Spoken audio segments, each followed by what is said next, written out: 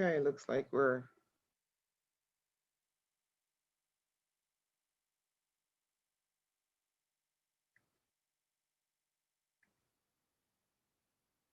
okay. I'm going to share my screen now and pull up the PowerPoint.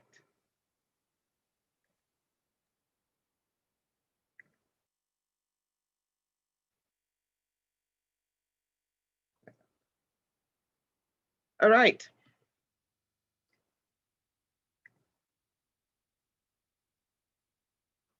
So this is the family care series, and I will be presenting this. I'm Dr. Dr. Marino. Call me whatever you want, Akin, Dosum, Dr. Marino, whatever. It's fine. Whatever feels comfortable for you, it's okay. And so when we talk about a family care series, what did you come in here expecting?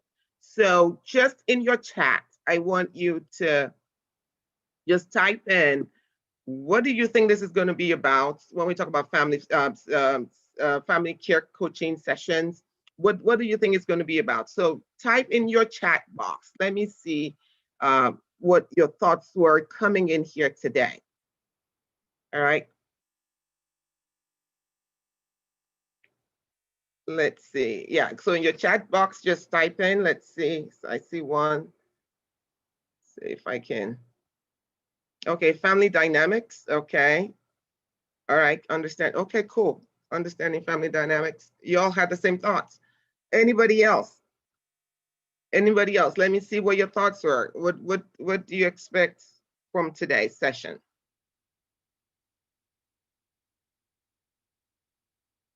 You all asleep? Wake up.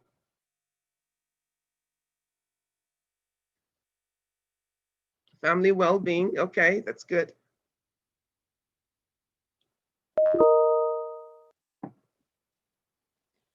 Improving family synergy. All right. All right. Boundaries in and out. Okay. All right. Those are all good ones.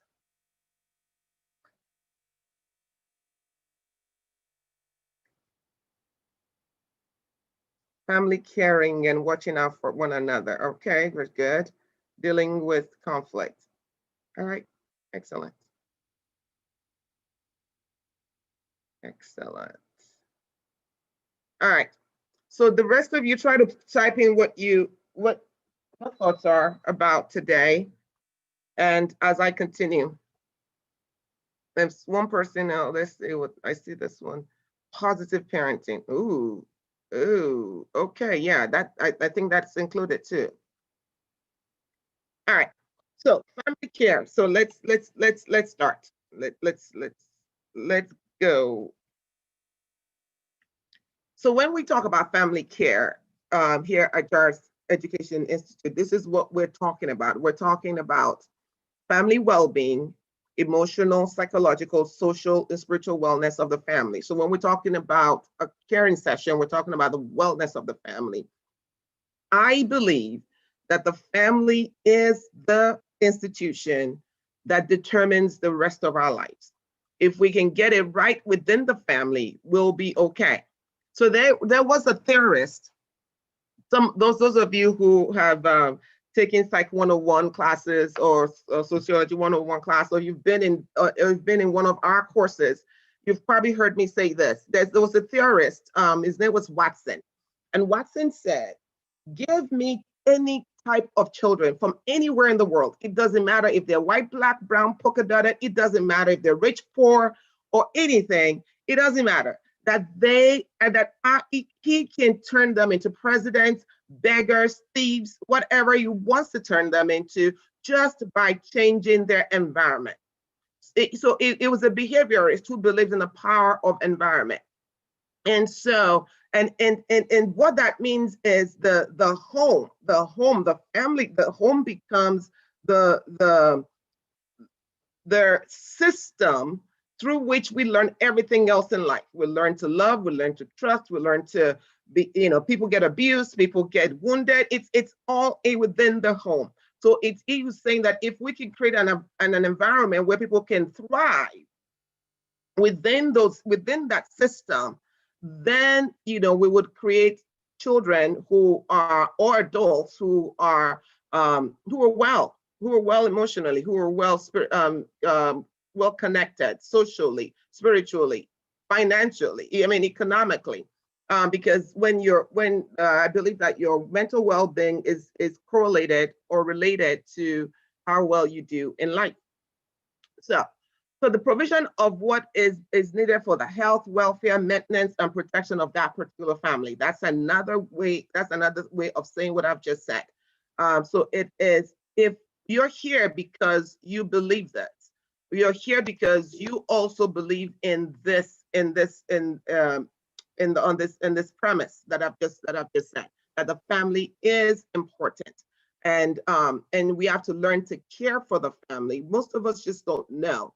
And hopefully this will help you. And we're coming at this from a trauma resilience prism.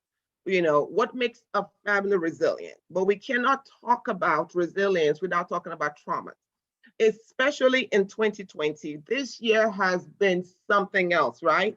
Everybody has a story to tell about this particular year. And we have a global pandemic, we have a global recession. A lot of people are quarantined someplace or on lockdown or some form of lockdown. And people that are not on lockdown are dealing with financial implications of the pandemic. And so there's been collective trauma this year, and that is on top of what everybody else is experiencing. And so let's not just pass that. Let's stay right there for a minute, because people have been impacted every day. Children are, young adults are, teenagers are, older adults, the elderly, people are being impacted in their own way. And so it is time to just, check in. So today's about, let's put it on a pause and let's just check in with ourselves. How are we doing? And so in your chat box, I want you to just tell me, how are you doing, right now? How are you doing in this 2020 as it's winding down? How is everyone doing in your family? How are you doing? So type in and let's know on a scale of 1 to 5. On a scale of 1 to 5, are you a 5? If you're right there. And let's celebrate you if you're right there. Are you a 1? Or then you need to talk to me. You need to talk to me privately if you're a 1 or 2. But if you, whatever number you are, just put it there and let's know, and let's see how you're doing. How are you doing with this year? And how are you coping? All right, on a scale of 1 to 5, let's see how you are doing. Let's see. All right, so I'll let me, because I can't see the chat until I click on it. Oh, look at all the 5s we have. Oh my gosh, this is amazing. I love it. Yeah, we have 5. Yeah, you have a 3. That means you're work in progress. Very good. We have 5s, 5s, 5s. You have a 4. Ooh, found beauty in the midst of the darkness. I just love that. Ooh, that was Tokwe said that. Well done. I love it, love it, love it. Okay, the rest of you, come on, let's hear from you.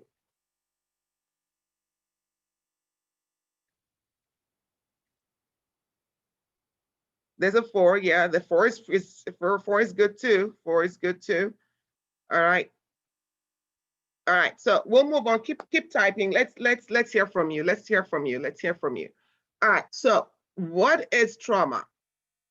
Because you can't talk about a thing unless you can define it, right? So when we talk about trauma, we're talking about either a single experience or an enduring, repeating, or multiple experiences that completely overwhelms the individual's ability to cope or integrate the ideas and emotions involved in that experience. Basically, what that is saying is, when trauma happens, when you're overwhelmed, completely overwhelmed, it overwhelms your ability to respond to it. You're unprepared for it, and it's unexpected.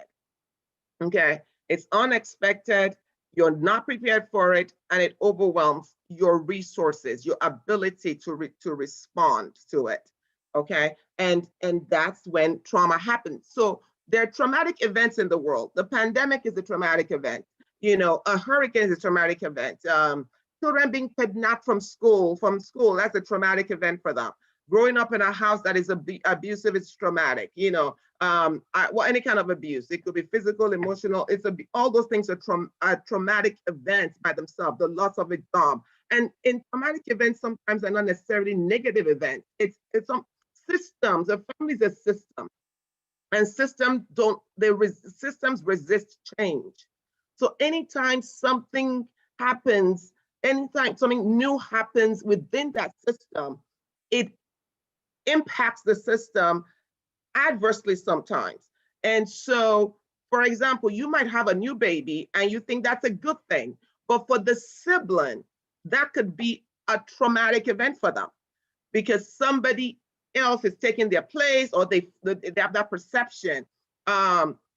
You might remarry and introduce another man or woman into your children, and that might be good for you, but it could be a traumatic event for the children. So it's not necessarily a bad thing that happens. It could be because trauma, and the last thing you see that then traumas can cause traumatic stress responses in family members that you might not be aware of. So you might be happy and somebody else is going through something based on your choices or somebody else's choices within the family.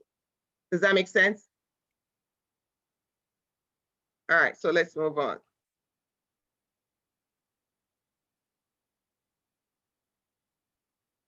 So when you talk about those, when you think of trauma, think of high stress, think stimulus that comes in to impact a family. Traumas can be frightening. They sometimes life-threatening. Sometimes they're violent. Sometimes it might not even be something that happened in your house. So for example, if there's a death in a school I'm going to have you turn off your video if you don't mind, please. And so it might be somebody died at a school or at work or something. It has nothing to do with you personally, but it could impact you because that person is a colleague, that person is a friend, those kind of things, and that comes into the family and it would destabilize the family. So what are the types of stresses that affect family functioning? I want you to talk to me about this. What are some of the stresses that you think will impact family functioning? When we begin to think about where we are right now, what are some of those stresses that can impact the way we function in families? So some traumatic events that we experience may be experienced within the family. So as I was saying, that there's a shooting happened, somebody died, a natural disaster. In Nigeria right now, they have the North, we have the people who were kidnapped. Now, for the kidnapping, for example, the children that were kidnapped, they will be traumatized. Their families will be traumatized. But not only that, the community is traumatized. So even if you're not directly involved, it can come into your family and actually cause high stressors in your family. Domestic abuse impacts, so some traumatic stress is due to a high level of ongoing stressors. When you have ongoing stress in the family, parents who don't get along, or poverty, or just financial stressors, pre-existing condition that has, somebody is going through some ailments in the family. Somebody, I have clients sometimes who I talk to who have ongoing issues. They've been ongoing for years and never really been dealt with. And so you meet people like that, and if that's it would impact your family functioning. so you will not be able to function at the well-being level that as you're supposed to. And sometimes, only one member of the family is impacted, and that causes a ripple effect throughout the family. Only one member. If one member, for example, has a mental health issue, if one member is depressed or anxious, or they have anything that they're dealing with, some kind of trauma that maybe they had in their childhood and they brought into the marriage and they never resolved it, that one member will then impact the rest of the house. It would impact everyone, and it will cause a ripple effect. So or if one member gets as a medical crisis, that would also be an issue that impacts everybody. And we all can, we can share stories of those types of things, right? All right.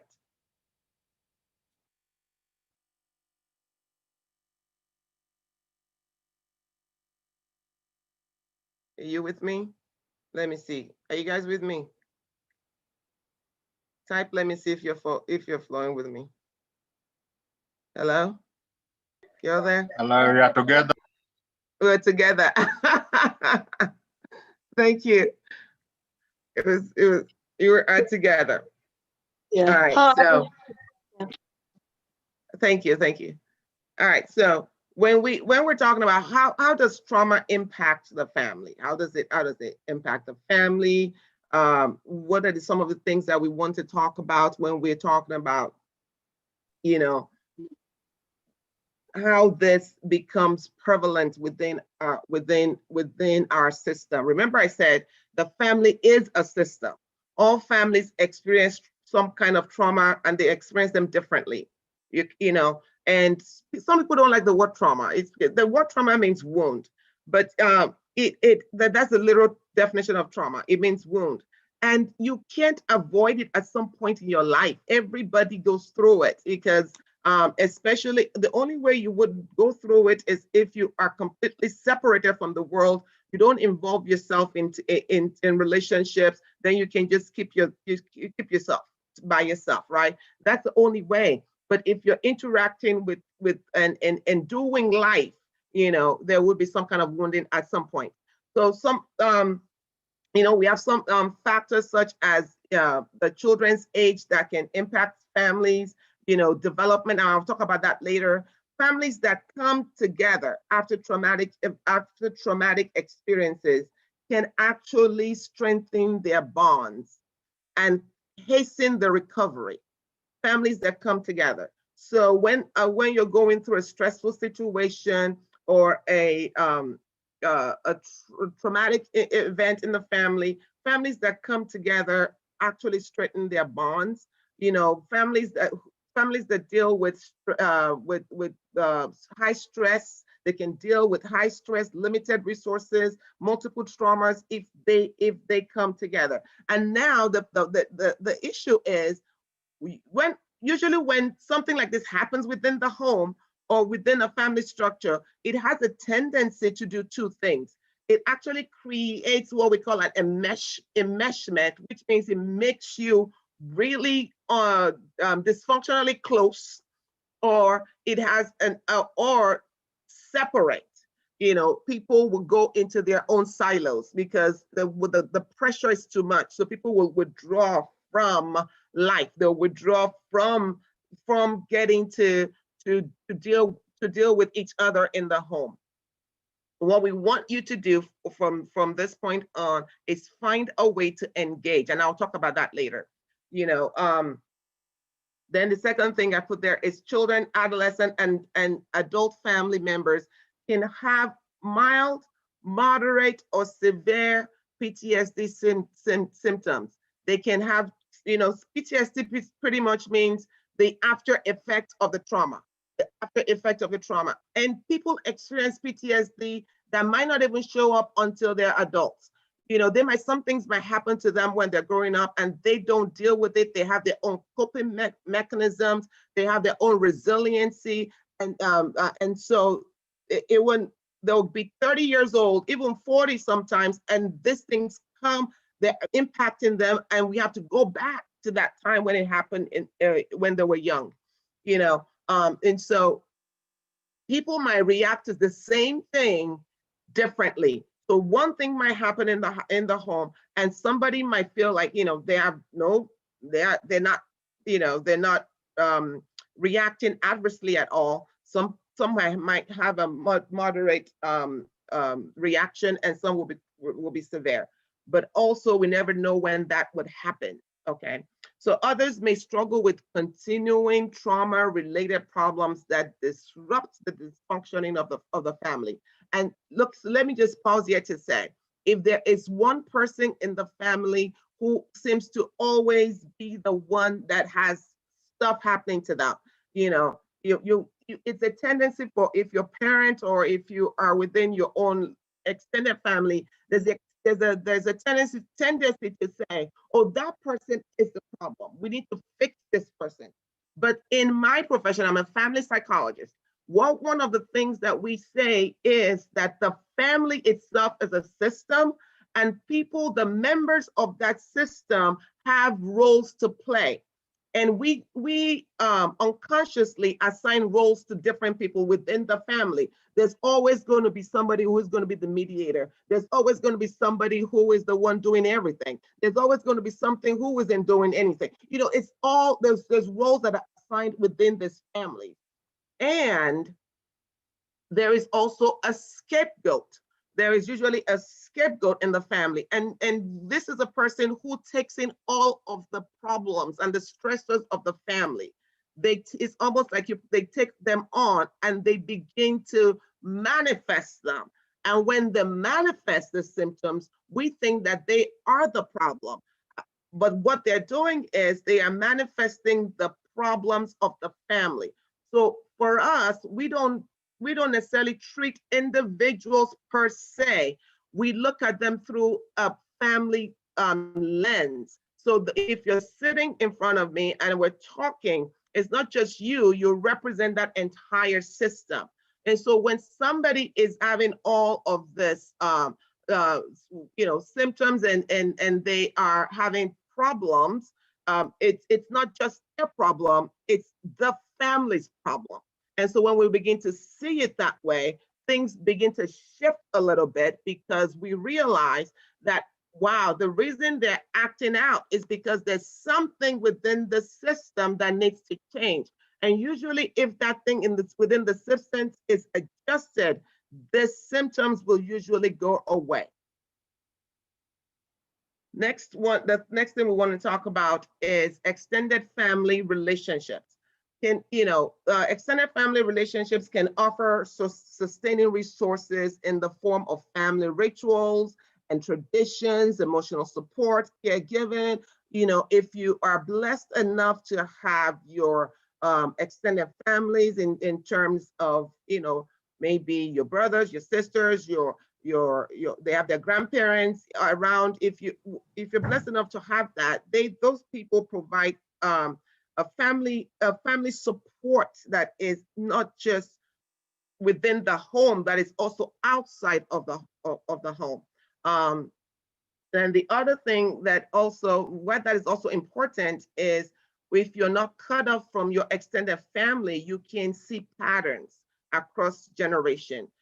Children will know that they're not alone. People can see what's happening with their cousins, with their this, so with the extended family relationship is a good relationship to maintain.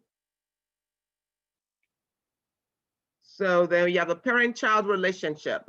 Parent-child relationships have a central role in parents and children's adjustment after a traumatic or very stressful exposure. So protective, nurturing, and effective parental responses are usually correlated or related with reduced symptoms in the children. So if no matter what the children are going through, if the parents are not nurturing, if they are present in the children, in the children's lives, it actually helps reduce those symptoms, and they're able to work through it.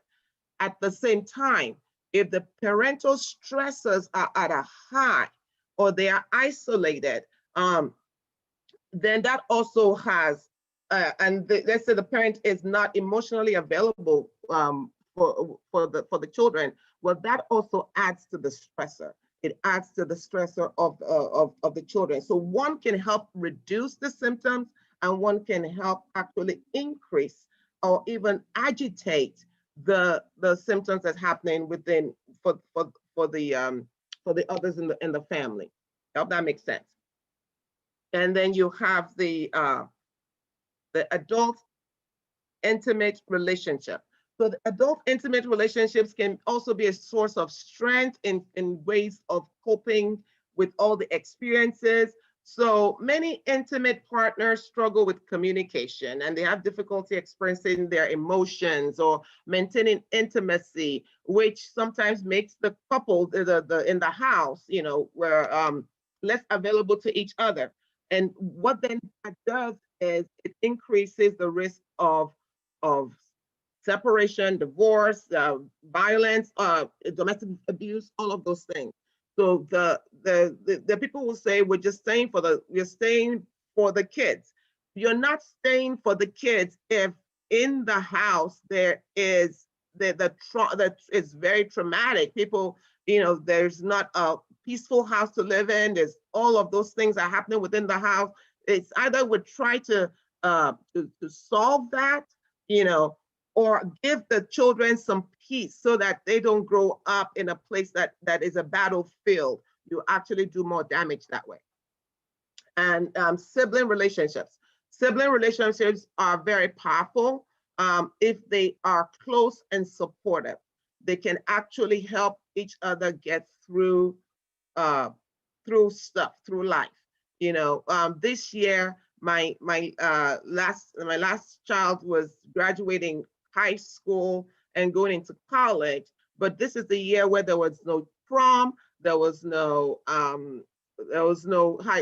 graduation ceremony the way that her sister, there's a 2-year difference between the last two. There was no graduation for her, and then she goes into college and she had to spend the first quarter at home. So but the siblings got together and they kind of helped her through this whole thing. And so one of the benefits of having children who are close is they can also buffer each other, even if there are other things that are external coming at them. So a sibling relationship is very powerful if you can encourage it, provide the atmosphere for it in your house. It is one of the most significant relationships that will actually stay with them for the rest of their lives. And so safe and nurturing relationships is what we're talking about here, amongst parents, amongst intimate partners, amongst siblings, extended family. So it's not so that we're not so isolated. We're not so isolated. Trauma functions in a place of isolation. It's, get me away from everything so that I can deal with myself. But the more of those kind of relationships we have, the better we fare actually in all areas of life. So the risk factors sometimes, and I'm going to talk about how we can reduce some of this risk factors in life. Okay, come on. There we go. All right, so I've been talking about trauma, and let's talk about resilience. Like, what is that about? Let's talk about family resilience. Because the truth of the matter is, most people are resilient. Most people are resilient. Most of us and most families are resilient. When you talk about some things that families have gone through, you find out that people have a way of protecting themselves. And when we're talking about resilience, is the ability to bounce back, is the ability to be able to go through life, without falling apart. So family resiliency, though, is a family's ability to maintain or resume effective functioning, including the care of its members, even after a traumatic event, even after something has happened to wound us, even after something has happened to, even after something has happened to, oh, okay, no, no, no, no, but that's not what we want. Hold on, it's going the wrong way. Okay, here we go. Even after things have happened in the family, we were able to bounce back. That is what family resiliency is about. So when the family's resiliency involves adaptation over time, is how we have managed to survive over time. Sometimes, we have difficulty. There could be difficulty in the income in the family. There could be difficulty. There could be a divorce in the family. There could be a natural disaster. There could be all kinds of things. There could be an ailment. There could be anything that's happening in the family. But the ability to bounce back after this traumatic event, okay, is what we're talking about when we're talking about resiliency. When you're resilient, when you're able to bounce back, you're able to bounce back or bounce forward. There's actually something called post-traumatic growth, in which you go through life and you have all these challenges, but you arrive at the other side a better person. You arrive at the other side a better person.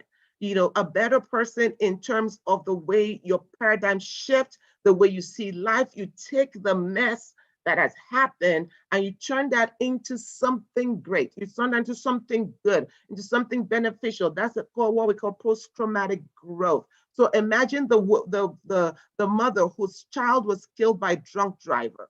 A child was killed by a drunk driver and decides that, you know what I'm going to do is I'm going to save other children from this. And so she starts the Mothers Against Drunk Driving, the MAD, and it's now a global organization. So these are some of the things that can happen. Yours doesn't have to be something that big. It could be whatever it is that you turn, the ability to take what has happened, and we don't stay in the pain of what's happened, but we allow that to transform our lives into a life that is actually beneficial to your community.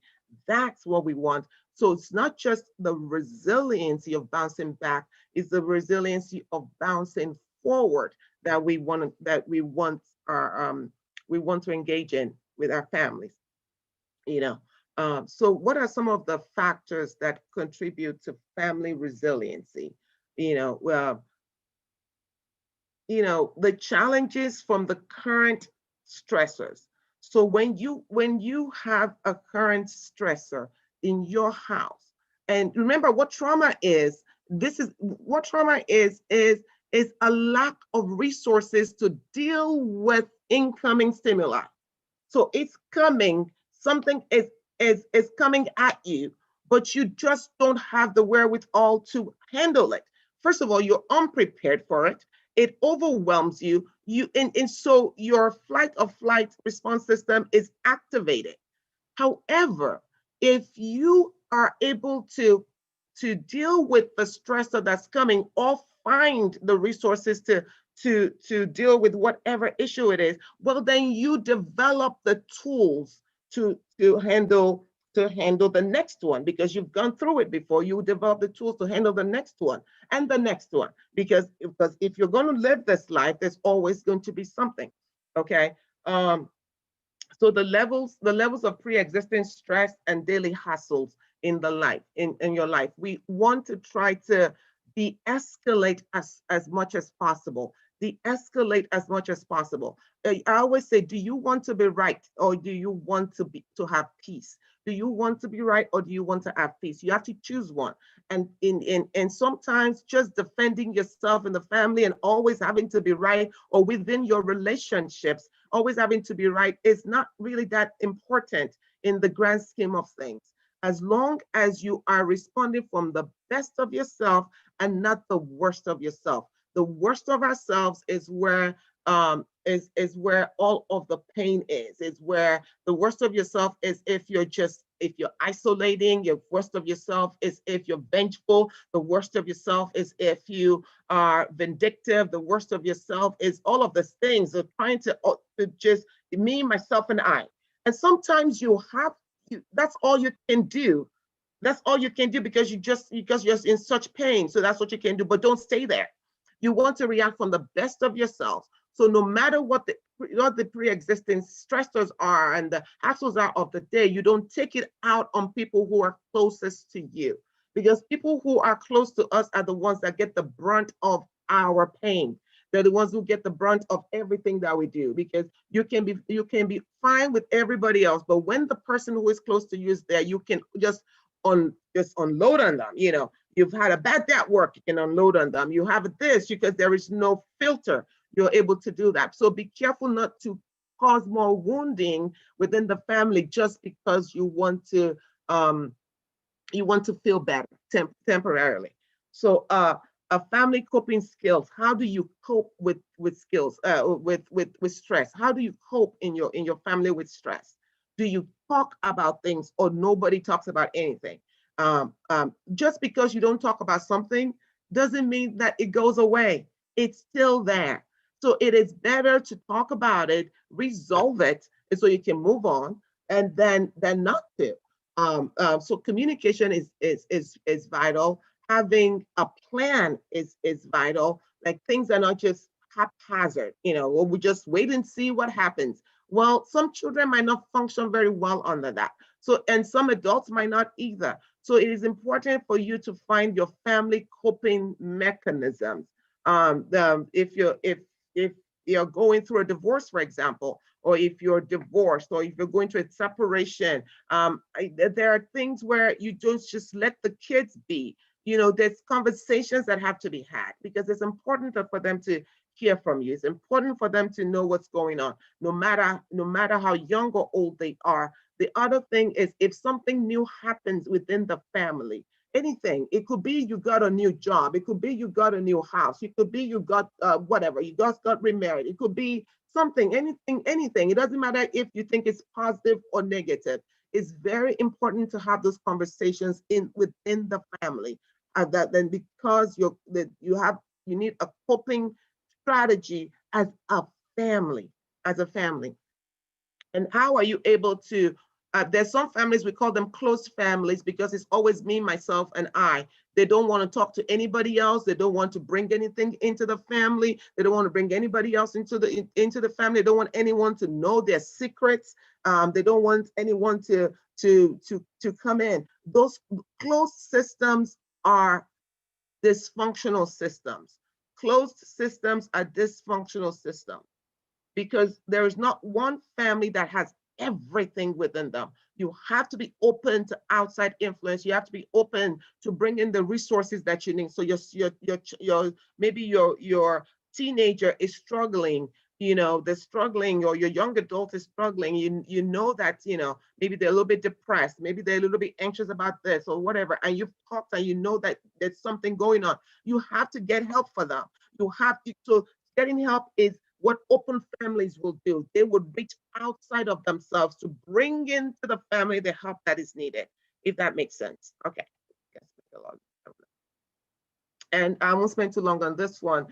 We also remember there are different developmental stages in your family. You as an adult, you have your own developmental stage. So if you've never heard of Erickson, Google Erickson stages of development and look at it. Erickson stages of development and take a look at where you should be in life, where you should be in life. It tells you all your stages. I don't want to spend the time to go through that right now, but you just know that there are different stages in your family. You have the children stage, you have when they're adolescent stage, and then you have the, young adult stage, and then you have, of course, the adults in your life. And if you have grandparents, there you have you have elderly grandparents. And so all of these different stages, you cannot relate to each stage the same way.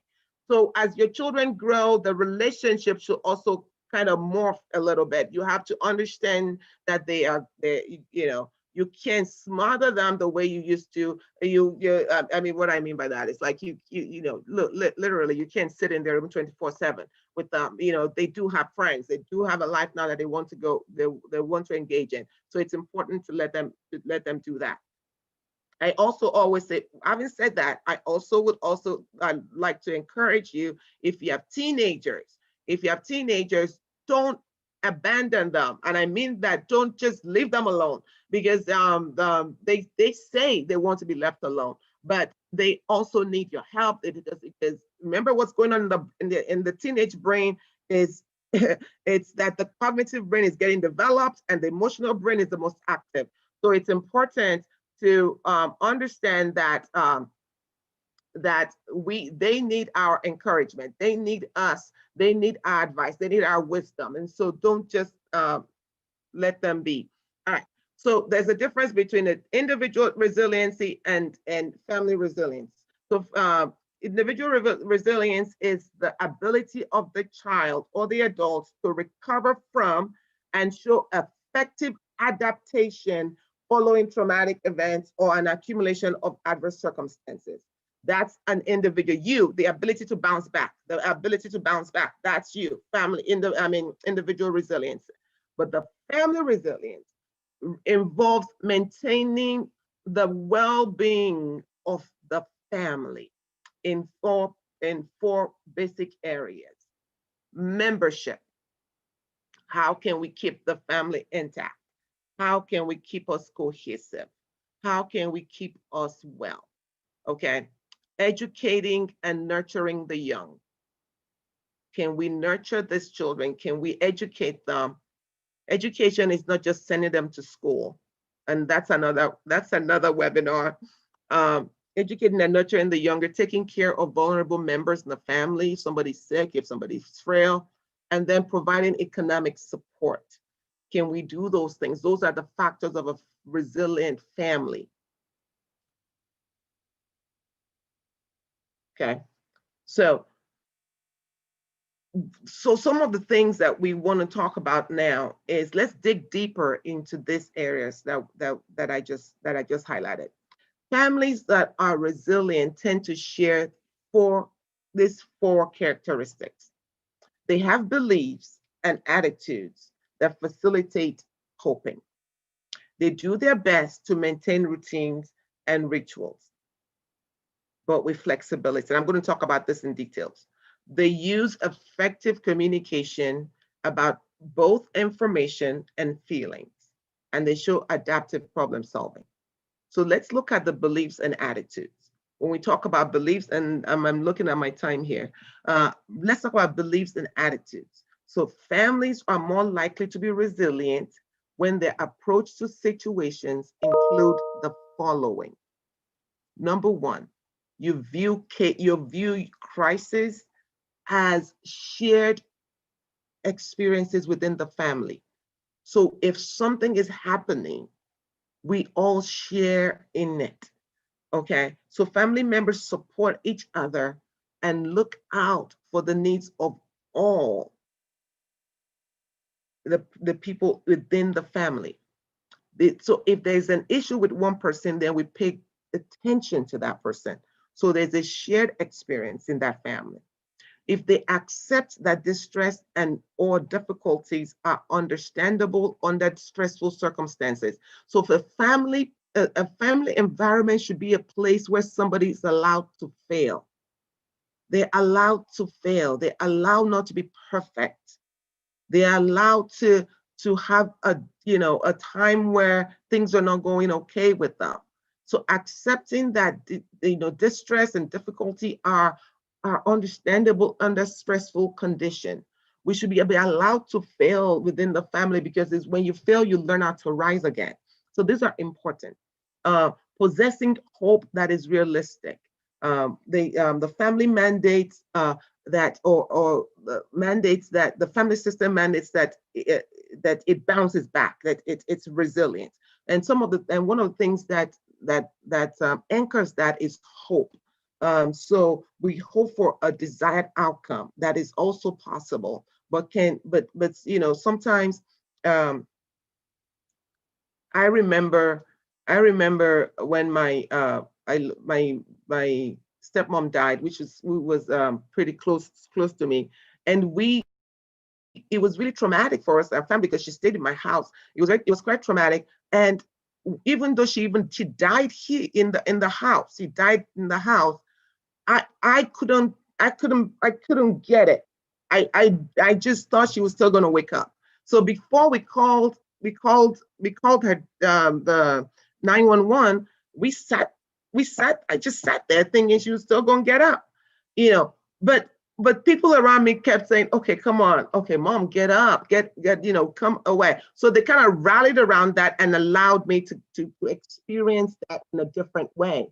So this is a way that we treat each other in families. We have to know that people are imperfect sometimes. They might react in a certain way, but the rest of the family then focuses on helping that person get better. Okay. So then one of the other things I want to talk about is avoiding preoccupation with blame, shame, or guilt. You know, you don't need to shame your partner. You don't need to guilt your partner and everything. So when we're talking about intimacy, so if your husband or your wife shares something with you and you now use that against them during a fight, or during a quarrel, then th-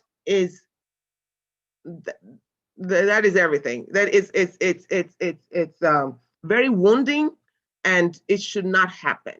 So it's in the family, and you should also, it also starts with teaching the kids, not to say things like, well, you did that 20 years ago, and you did that last year, and you did that this. When the very gift of forgiveness needs to flow within families, and forgiveness is taught, and it's also caught. So make sure that they see you forgiving, and they know what it means to have forgiveness, and move on. All right.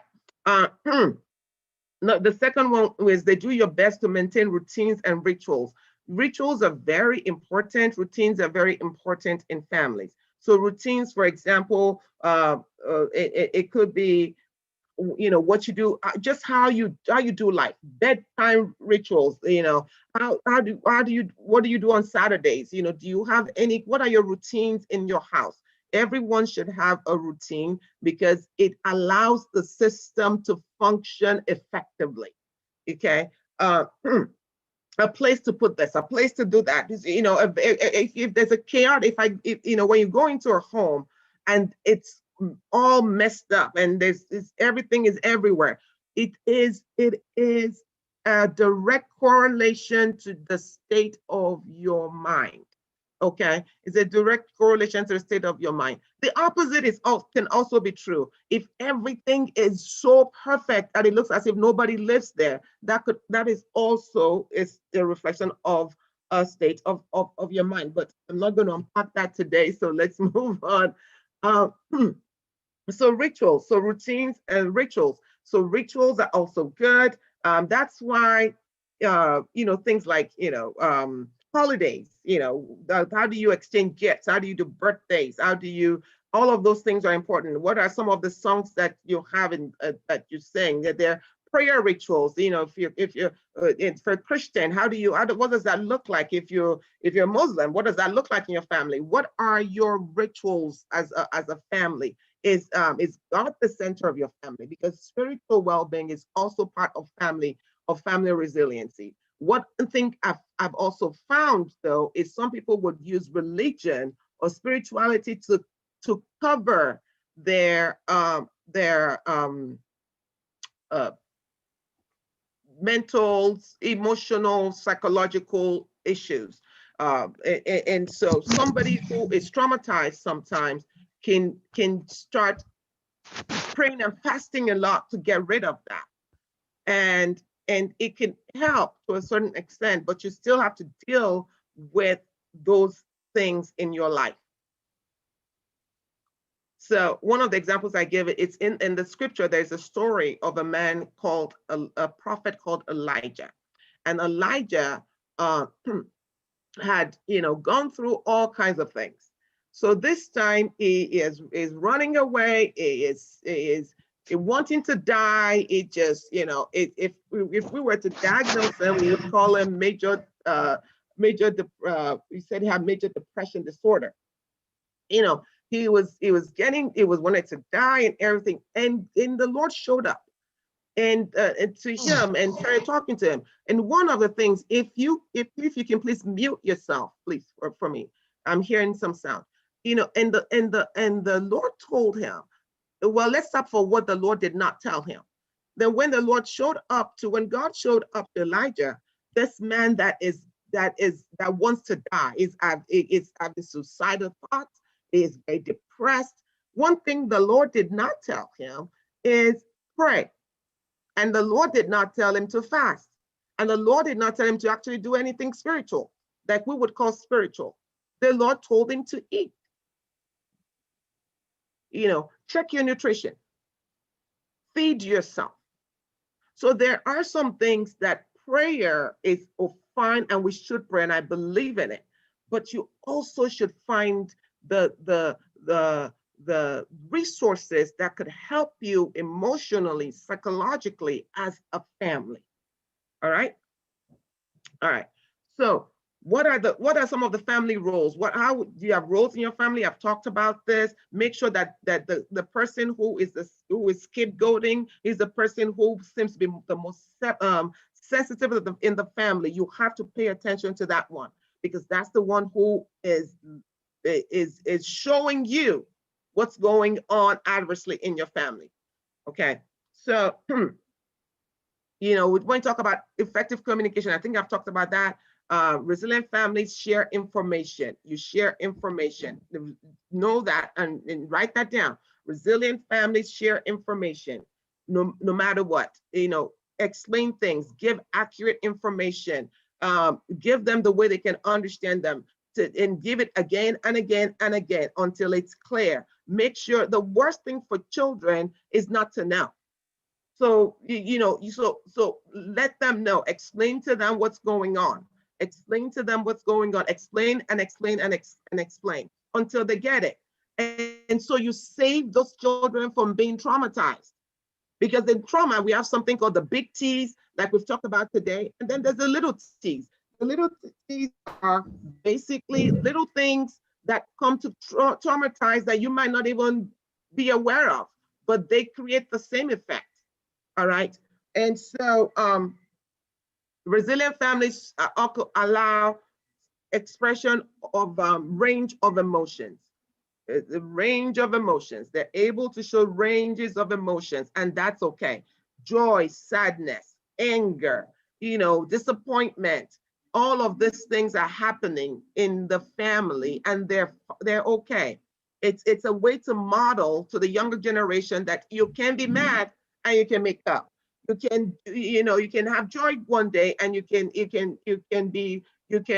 cannot be so happy the next day, which is fine, because they see more happiness than sadness. All right. And then, of course, I've talked about the way we adapt and we solve problems. No matter what challenges you have, if you don't have the answer, bring somebody into the family that can help you with the answer.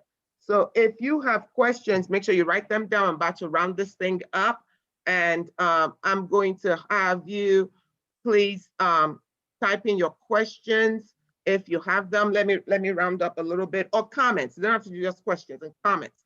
And then afterwards, you guys can come in and pretty much join me on, with your videos on.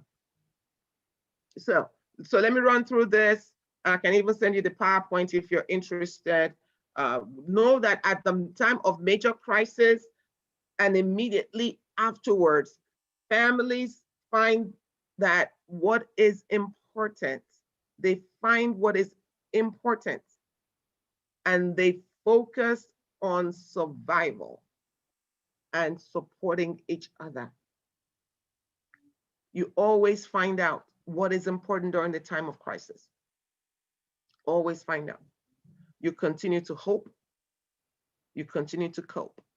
You continue to cope. You discover what is important, that your flexibility is important. If you're a rigid family, you will break. Anything that's too rigid has a tendency to break. This is a rigid pen. I can break it. But when you're a little bit flexible, you can adapt to new circumstances. If something new happens and you're going, oh my God, I can't cope, I can't cope, I can't cope. Well, you need to build your resources and you need to build your resiliency so you can cope and adjust to new circumstances. So that's very important. All right. All right. So, all right. So how do we support you if you've experienced any kind of trauma? Make sure you provide safety for all your members and prevent exposure to further traumas. So we need to build your strengths. We need to link you with resources. You need to get some coaching, get some counseling as needed. Make sure that you're talking together. Make sure that you're getting all the help that you need. Make sure that you're engaging each other within the family. And if there's a situation that you know that you cannot handle, make sure that you get help. And okay, so I'm going to stop there so we can engage a bit more. But we do have some family care programs that we offer at JARS, and Binke will take a look at that and share those with us in a minute. All right, I think I'm at the end. If you have questions, we have answers. So let's go. You can turn on your videos now. Let me stop sharing. You may turn on your videos if you want, so I can see your faces. Let's see if there's anything that's. Are we telling them about the family thing, the family courses now or later? Go ahead and share it now. It's fine. Okay.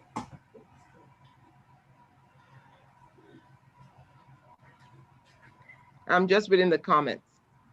All right. Okay. Let me switch on my video.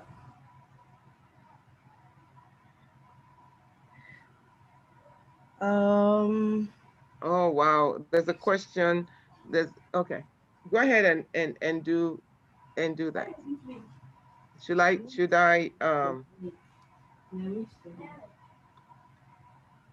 Bims? Yes, I'm Well, here. look. Okay. Should I turn off my video so you can have the screen? No, it's not necessary. I just did. Okay, I just so good did. evening, everybody. This is Adebimpe here, and I would just like to share with you some of our programs, that we have lined up, especially this family course that you just took is a taster from a program called, can you see my screen? I think that's first and foremost. Can you see my screen? Yeah. Yes. Okay. Yes, I can see your screen. You're good. Okay, so this family care session is actually a taster, and it's taken from a program called the Integrated Clinical Family Therapy Program. It's a certification program that actually looks at family therapy approaches in coaching and clinical therapy. So it's one of our it's the most extensive program on family therapy you can find in the industry at the moment. So we give you 100% guarantee on this program.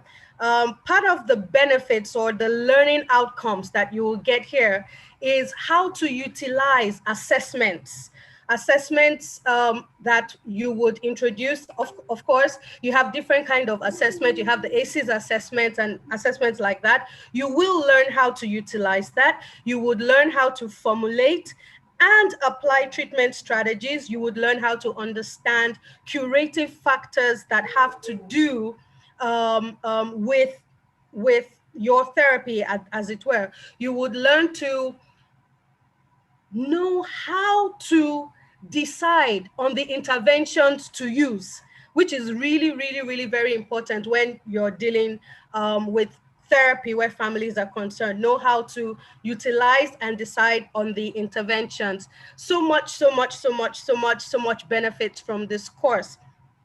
Let me see now. Okay, so I'm trying to My screen actually just...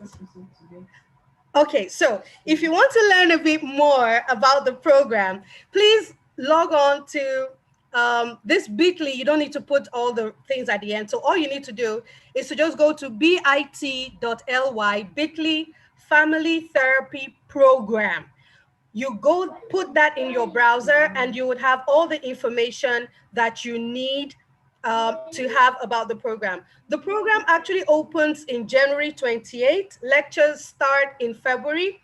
It's a 10-month program. The program is made up of 10 modules, and we have a module per month. Now, even though it's 10 modules, if you take all 10 modules, you will be certified as a family therapy master. You would have our family therapy mastery certificate if you complete all 10 modules. If you take 3 couple modules and 2 others, you will be qualified as a couples therapy certification. You will get that. And if you take just the children module and 2 other modules, you will actually get the children and adolescent therapy certification.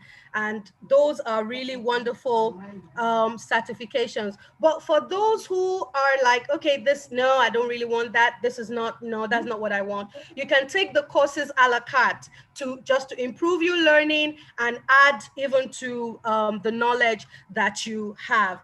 Each module is $100 for now. But discounts are available. So just email us at admin@jazzeducation.com, inquiring about the discounts that are available, and then we'll let you have them. But please head on to the link that you're seeing on your screen for more about the family therapy program, specifically if you are a coach or a clinician. If you're a coach or a clinician, you would actually, this course is beneficial for you. That's what we have on the family therapy. And at the end of the program, we'll let you know about all the other programs that we have available at the Institute at the moment. Thank you so much. All right, thanks, Bims. I like the way you just throw out discounts anyhow you want. We discussed it now. This is Christmas. This is Christmas, so we include it. That's okay. You can turn on your videos. I see someone said, Steven says video is disabled. Can you try your video again and see? I don't know. I didn't disable anything. So I might have turned it off when somebody came in, but it's not disabled. So try again, please. And then show me your faces. Let's see who is on. And then let's have this conversations. All right. Somebody did ask a question. How do you cope with a domineering and narcissist relative? All right.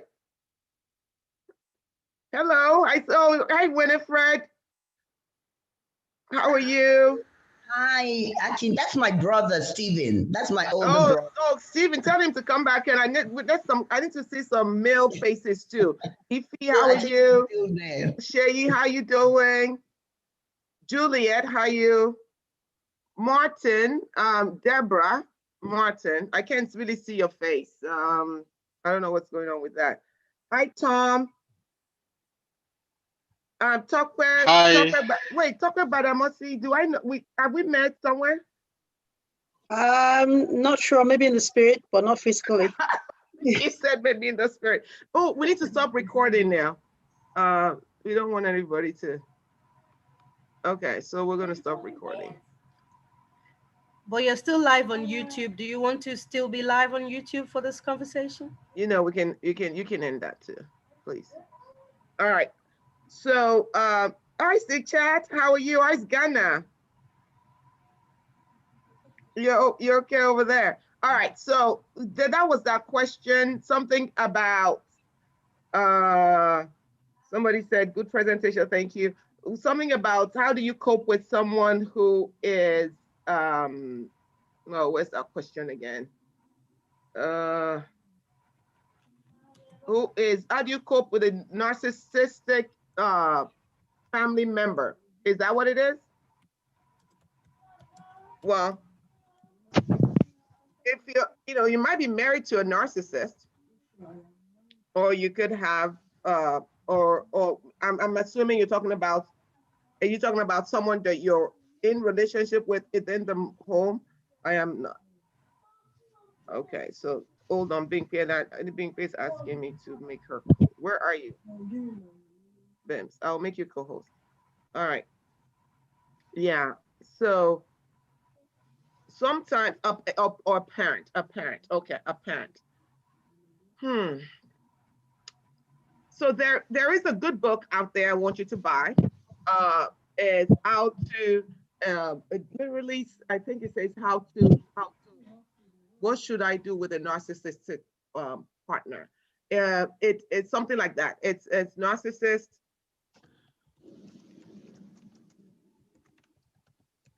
Okay, no problem. So I'm looking. What are some narcissistic behaviors? Why is everybody interested in this narcissism? What's going on? What's going? Can somebody tell me what's going on? Why is this? Because we're having. Why is this the thing, the bone of contention? What is this? Well, I think for me, it's because the question was asked. Somebody said, "Well, how do I deal?" Yeah. So yeah, yeah. And so, who asked that question? Do you want to be known or not? So we can really understand where you're coming from. Okay. All right. So I'll just tell you this. First of all, it's we're talking about personality disorders here. We're talking about personality disorder.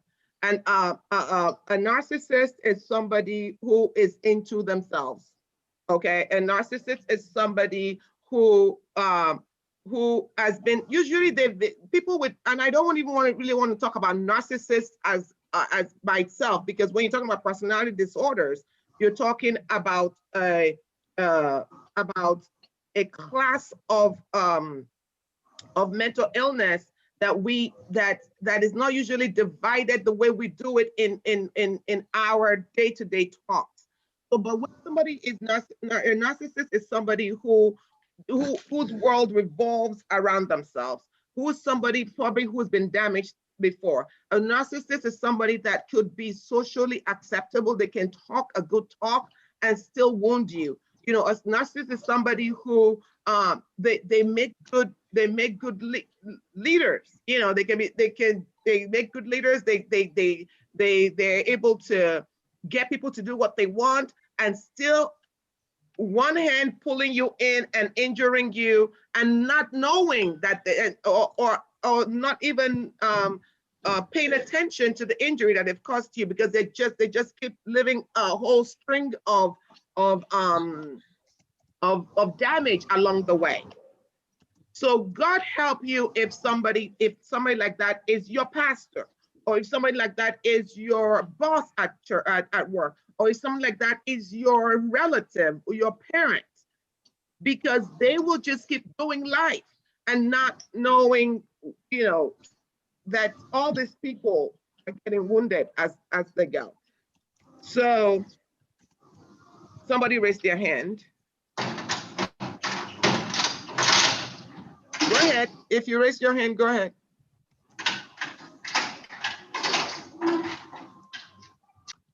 Go ahead. Onye Mechi, you something blessing. You raised your hand. Go ahead. Okay. All right. So how do you deal with someone like that? How do you deal with somebody like that? There's somebody who is just full of themselves, and they want you. A narcissist also wants you to constantly adore them, by the way. So you're constantly having to praise them, having to, you know, having to do all of those things that makes them the center of the world. But one of the things about the narcissist is they just don't know. They just lack empathy. They just lack the empathy. So the best way to deal with as a narcissist is not to allow them, or it's not to allow them into a place where they can injure you. So once you have identified that, one of the things you can do is to protect yourself. Does that make sense? One of the things you can do is to protect yourself, no matter who this person is. So you have to protect yourself. Does that make sense? All right. Or even if you are not related, is personality the same as no, personality disorder and cognitive disorder are not the same. They're not the same thing. So I'm just trying to read these questions, and they're coming fast and furious. Hold on. I wish Binkpe would help me. Where is she? Okay, the questions, if it's most likely the questions are directed at you privately, because I only have 2 questions here. Someone mentioned, what if the narcissist is your spouse? It's the same thing. If the narcissist is your spouse, you still have to find a way to protect yourself, because unless they get help, they will continue the damage. They will continue the damage unless they get help. Okay? So you have to learn to protect yourself. So what that means, and when I say that, it's important, because what that means, you see, sometimes we try to behave as if everything is okay. If you're dealing with someone with either with a mental illness or with a person, or you know, the substance abuse issue, or any kind of illness like that, of disorder, you cannot act towards them as if everything is okay.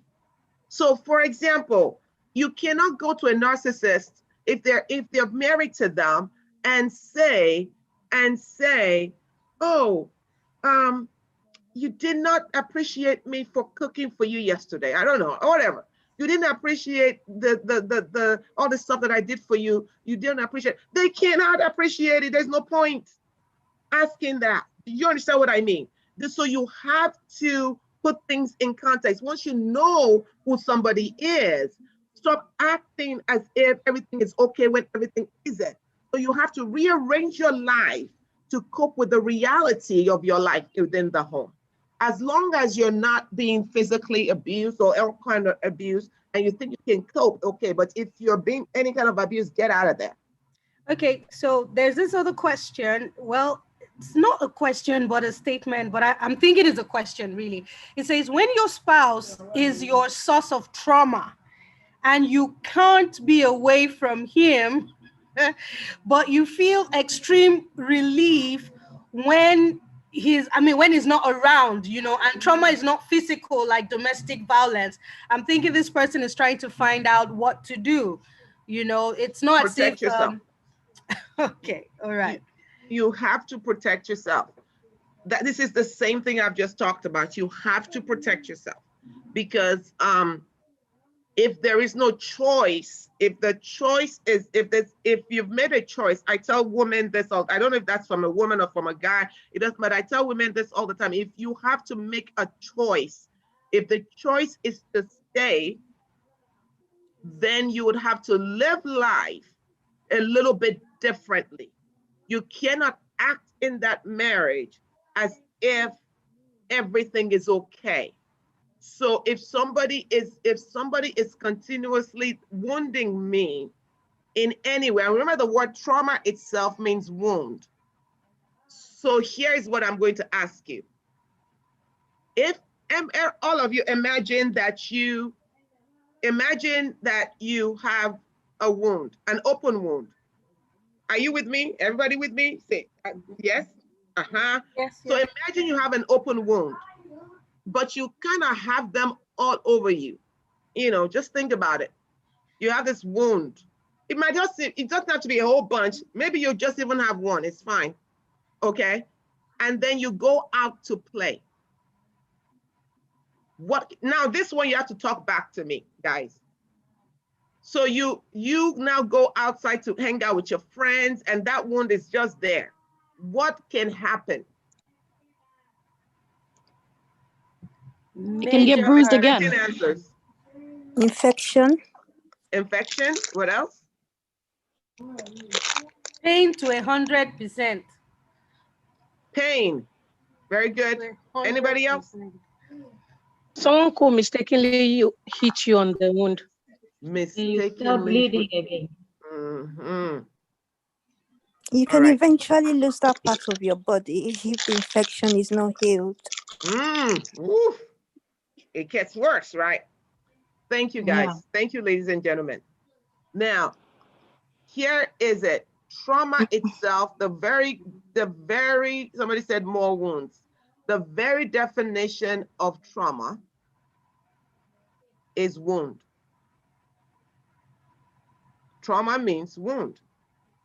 So imagine that emotional wound that somebody is wounding you, okay? And then you just want to act as if everything is okay. And so you open yourself up for wounding again. And every time that thing is getting wounded, it's getting infected, it's getting re-triggered. Time that wound is, it never even gets a chance to heal. So what should you do with the wound? You got to triage it, right? You have to heal it. You cannot allow it to. So the same thing, ladies and gentlemen, the same thing in a house. Once you've decided to stay, you then have to act accordingly within the marriage. You have to act accordingly. And accordingly means that you can do what you need to do. You may do the things that you need to do, whatever it is that you need to do that from the best of yourself. So for example, if you're the kind that makes meals, get the house ready, you do all of those things, you do those things. However, don't allow, it takes two to tango. So if somebody tries to yell at you and all of that, you don't have to listen to that. You have the power. You don't have to listen to that. So we have to begin to set boundaries in our relationships when they are not functional, well, or when they are maladaptive. So we have to begin to set some boundaries. You can't just leave the doors to your house open and say, okay, come. We had the woman here in Texas who just fell down and died. She just died from years and years of just traumatic issues. We don't need that. And I tell you all the time, a dog who is alive, I'm not calling anybody dogs, but the scripture says a dog who is alive is better than a lion who is dead. So your first thing is you have to keep your sanity. You have to make sure that you don't expose yourself. I hope that answers the question. If not, ask me more. Okay, someone wants to know, what if you know, this kind of hurt is coming from your parents and you have to be in the house, or, you know, you can't escape your parents. So what advice, what do you have to say? That means I'm talking to a young person? I don't know. It's someone called Khadija that asked the question. What if the narcissist is your parent and you can't really run away from them, is the question.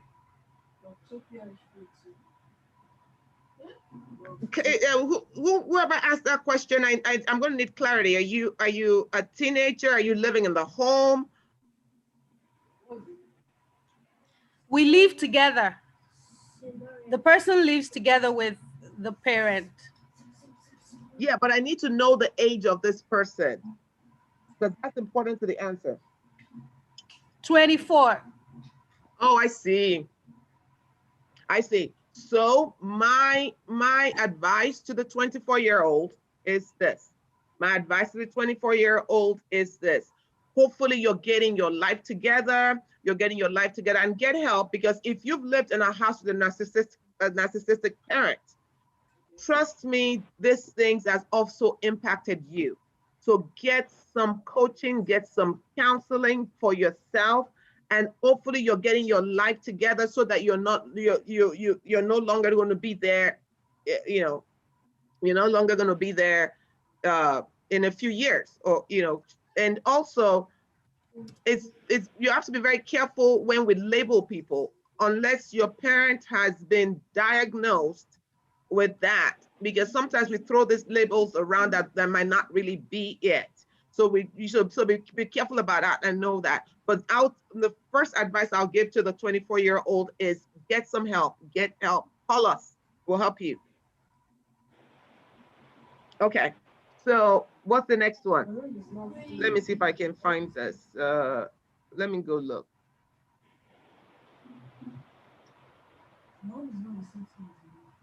All right, are we done? Yes. No other question Oh, here. wait, I see something. It says, why don't you get a divorce? What was that That about? was to the question. That was my trying to answer someone who says their Oh, okay. spouse is narcissistic. Yeah. Oh, okay. No, if you are married to a narcissistic spouse, you have a lot of work to do. First of all, we have to make sure that they're not. We have to understand why they are. Make sure that you're not just diagnosing somebody, but get help. Anything else, ladies? Prof, I was going to say exactly what you said. You know, that sometimes we label people, and you actually may be the problem yourself. You may be the selfish one. Not in all cases. The problem may actually be you, but you're projecting your own perspective or issue on somebody else. And so, like you said, the first step is to find help, isn't it? So what's the step? If I feel my husband is narcissistic, or my boss, or somebody that I relate very closely to, from my own personal perspective, is narcissistic, what do we do? What's the practical steps to take to make sure we're not labeling? Is my question. Oh, Thank you. what is it that you're not labeling? Well, first of all,